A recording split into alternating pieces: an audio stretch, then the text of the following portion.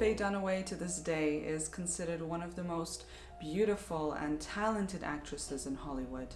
She defined the new Hollywood era of cinema, or the second golden age, as some may say.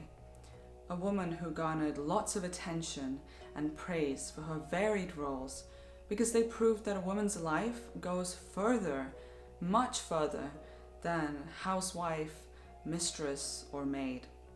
She's known to be a widely talked about actress due to her reputation of being hot and cold by industry professionals.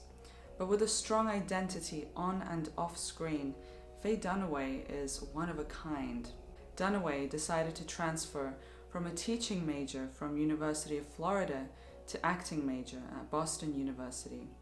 Showing her acting talents early on, Dunaway had to choose a scholarship to Lambda or take on Broadway. She chose the latter and appeared in plays like A Man for All Seasons and After the Fall in the early 60s. These stage successes brought Dunaway film roles, and her screen debut was in The Happening in 1967, and that same year she appeared opposite Jane Fonda, another Oscar winner whom you can watch a video I've released previously, in Hurry Sundown. Merely a few months after the release of these two films, the 26-year-old Dunaway headlined in her most famous film to this day, Bonnie and Clyde, opposite Warren Beatty. This film activated a new era of filmmaking, the new Hollywood era. More gritty, visually violent, and exposed type of films followed suit after Bonnie and Clyde. That feeling of irresolution, the loose ends never ending getting tied up at the end of these films, was what made audiences come back to the cinema. It was not the producers/studio heads who made all of the decisions, but the actors, writers, and directors now.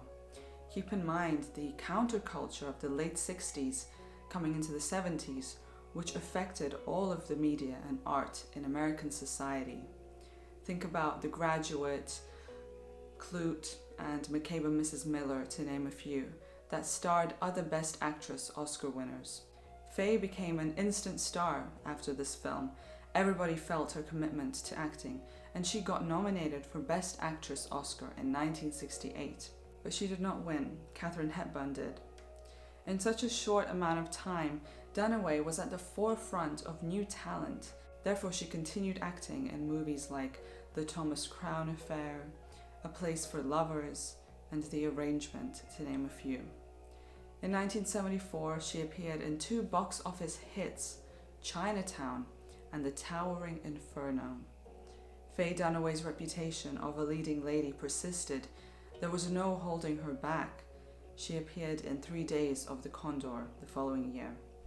But 1977 was Dunaway's star year. 10 years after her film debut, she received her biggest Hollywood distinction, the Best Actress Oscar.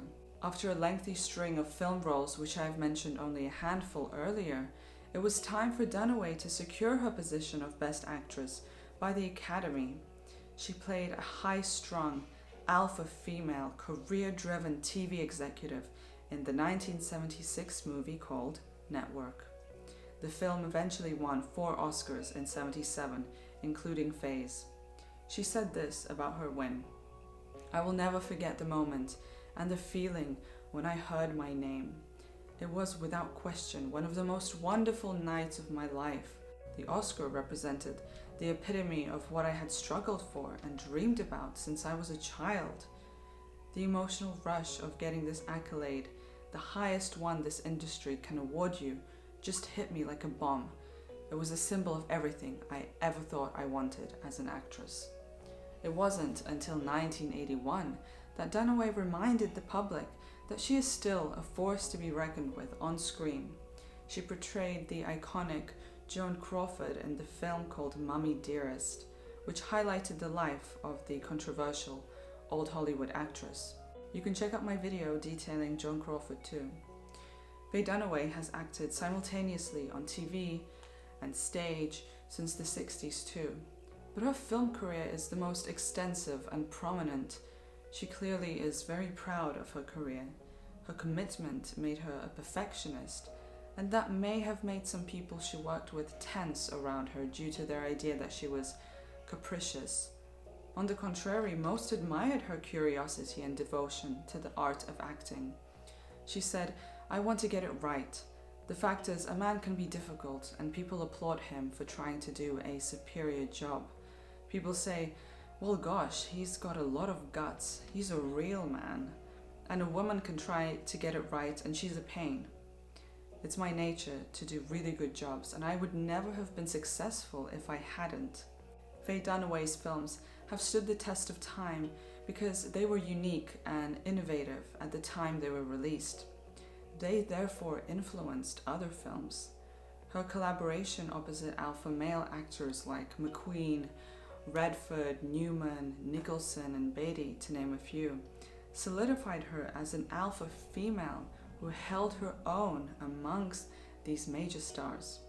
You've always made, I think, interesting choices. You seem to seek out those. Yeah, thank you. Well, this was the kind of early career and the main career that I had, and I did have a lot of choices. But you're right, it is the choices. You have to choose. Network, nobody wanted me to play Network because this was a kind of an automaton. This was a woman who really had lost touch with her heart. Yeah, a cold woman, a cold and difficult character. But anyway, I mean, everyone said, "You can't play that. You can't play her," and I said, "Oh, no.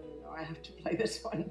And it was my instinct, but I was lucky. I was lucky that I just kind of had a sense that, the writing was so good. It was just after Hospital. It was Paddy Chayefsky. Yeah. So. And you won the Oscar, of course. That must have been, that's a wonderful night out, isn't it? It is, yeah. It's pretty mind-blowing.